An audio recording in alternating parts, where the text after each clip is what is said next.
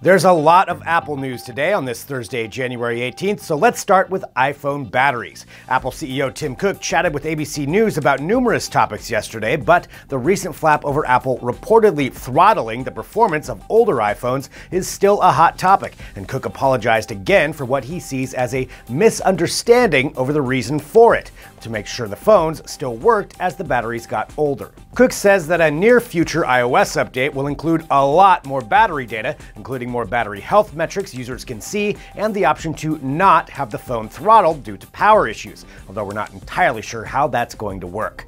Cook also said they're going to start bringing home Apple's offshore $250 billion plus cash hoard now that the tax laws have bent their way, but they'll still pay an amazing $38 billion in taxes on the pile of money. Cook also said the company will invest tens of billions in their U.S. infrastructure and employment over the next 5 years, including the Reno data center expansion he helped break ground on yesterday that will run entirely on solar power. Plus, most Apple employees will be getting a $2,500 gift of Apple stock, a nice perk as the stock market marches ever higher and Apple creeps up on $1 trillion valuation, only about $100 billion to go. Want to work for Apple? Cook says they desperately need software and hardware engineers, so kids, take those Swift classes and learn to code.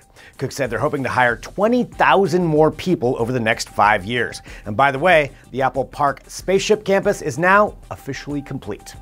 While most people are perfectly happy with the photos they get from their very capable smartphone cameras, pro photographers are a bit more nitpicky, and of course, there's always that little sliver of the market that demands the biggest, bestest, and most cutting-edge photo tech out there. For them, there's this. The Hasselblad H6D 400C. Thought your 12 megapixel phone pics looked good? Well, try 400 megapixels with this bad boy. That's right, the rightly named 400C shoots massive 16-bit depth frames that result in file sizes of 2.4 gigabytes per photo. So you know some spendy data cards are going into this thing, which is appropriate since the camera costs $48,000, and that doesn't include any lenses, so prepare to tack on several thousand more dollars for the glass you need.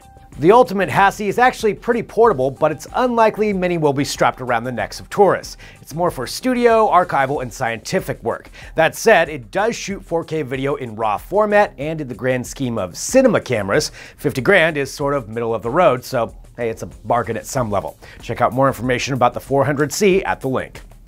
We're still decompressing from last week's big CES show, and as usual, TVs were headline tech at the event. DT senior editor, the Honorable Caleb Dennison is not a real judge, ran around Vegas all week looking for the best TV tech and settled on 6 new sets that will set the standard going forward, including tech from legacy companies and some new players. Sony wowed us with 2 amazing panels, while LG pushed flexible TV tech in new directions. Then there were the low-cost, high-performance leaders, including Samsung and up-and-comer TCL. His Honor has all the details and video at the link, so get ready for 8K, flexible, super bright TVs, because they're on the way. Plus, we've got the best of the rest of CES as well, along with more tech news on our Facebook page and YouTube channel. And be sure to catch our podcast, Trends with Benefits, live at 2:30 p.m. Pacific today, where we'll cover some of CES and whatever else is happening in the world of tech today. Thanks for watching. We'll see you tomorrow.